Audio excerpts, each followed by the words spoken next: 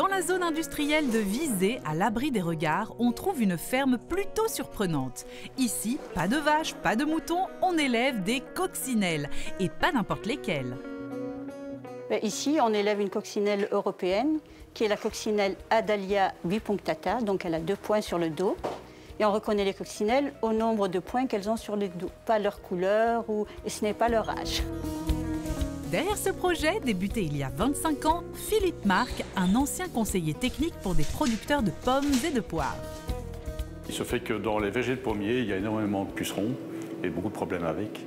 Et j'ai eu l'occasion de rencontrer un chercheur à la faculté des sciences agronomiques de Gembloux qui avait développé un petit élevage de coccinelles. Et donc on a fait des essais et on a vu que ces petits coccinelles marchaient très bien dans les vergers de pommiers. Et c'est ainsi qu'est née l'entreprise Orpi.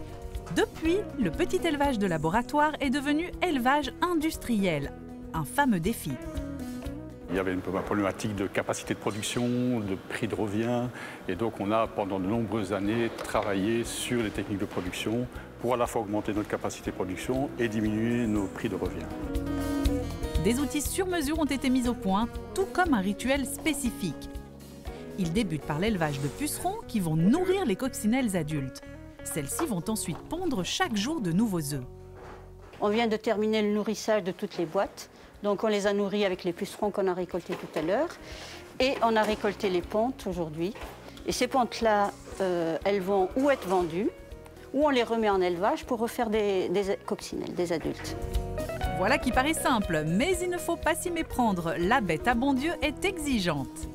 C'est un élevage qui est très compliqué parce que dès que nous avons un facteur qui varie, que ce soit l'humidité, la température, on a des problèmes dans les élevages. Par exemple, s'il y a trop d'humidité dans les boîtes, il y a de la moisissure et des champignons qui se développent et donc il y a des taux de mortalité importants. S'il n'y a pas assez d'humidité, elles ne pondent pas assez et là, elles vont manger leurs pontes. Aujourd'hui, Orpi produit 7 millions de larves par an et 400 000 adultes.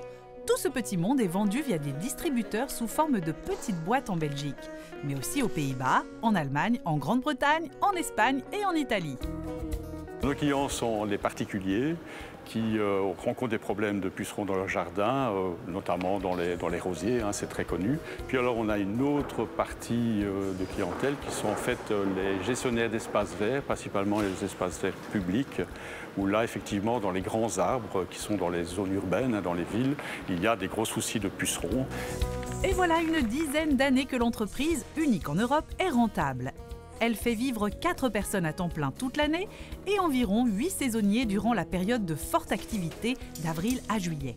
On bénéficie effectivement de l'interdiction de l'utilisation des produits phytopharmaceutiques dans les espaces verts publics. Ça, c'est une loi européenne. Chez les particuliers aussi, hein, donc là, il y a de la restriction en termes d'utilisation est très très forte.